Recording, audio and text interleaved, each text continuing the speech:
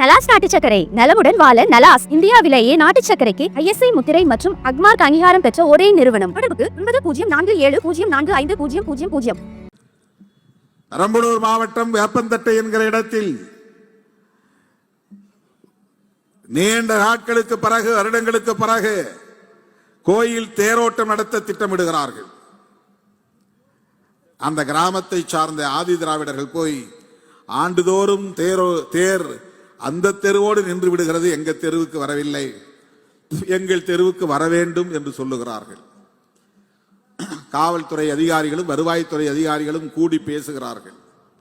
கூடி பேசி இல்லை இல்லை நீங்கள் இப்படியெல்லாம் கேட்கக்கூடாது, காலங்காலமா என்ன இருந்ததோ அதுதான் இந்த வருஷமும், காலங்காலமா என்ன இருந்ததோ அதுதான் இந்த வருடமும் கடைபிடிக்கப்பட வேண்டும். சொல்லுவது யார்? IAS படித்த கலெக்டர். சொல்லுவது யார்? IPS அதிகாரியாக இருக்கிற SP. இவர்கள் ரெண்டு பேரும் யார்? அரசமைப்பு சட்டத்தை பாதுகாப்பதற்காக அதிகாரம் பெற்றவர்கள். அந்த உடை உடுத்தி வந்து நிற்கிறார்கள்.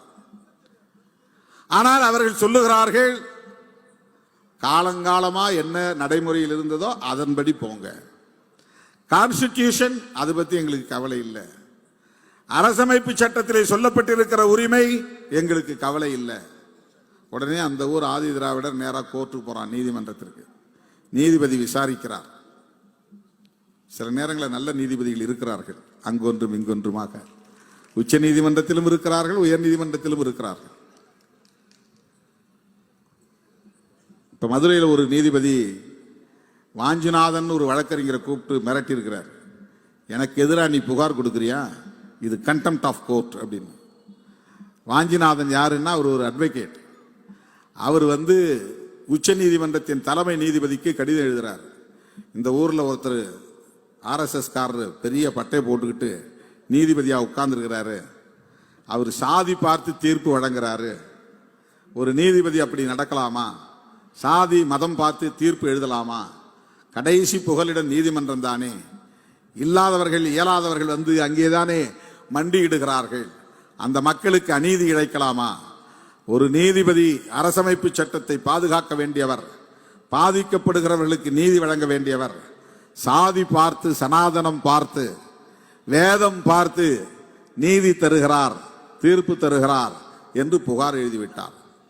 அங்க இருக்கிறவன் எவனும் அதை எடுத்து யார் மேல புகார் கொடுத்தாங்களோ அதற்கே அனுப்பிச்சு வச்சுட்டான். உன் மேல இப்படி ஒரு புகார் வந்திருக்கு, உங்க ஊர்ல ஒரு அட்வொகேட் இப்படி போட்டுக்கிறான்னு.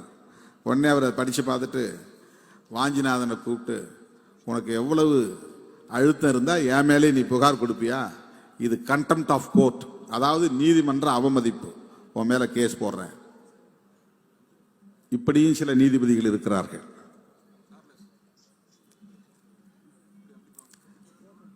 ஆனால் வேப்பந்தட்டை ஆதி திராவிட பொதுமக்கள் கோரிக்கை விடுத்து தொடுத்த வழக்கில் தீர்ப்பளித்த நீதிபதி என்ன சொல்லியிருக்கிறார்னா,